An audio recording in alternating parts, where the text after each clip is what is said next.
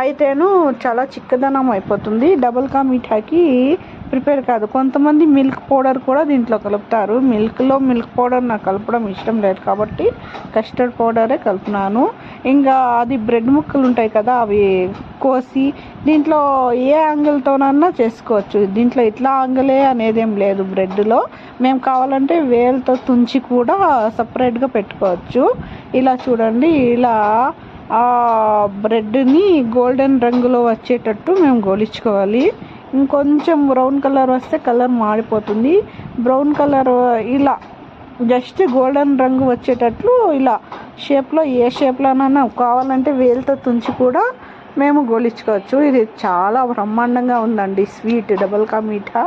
ఒక గిన్నె తీసుకుందాము.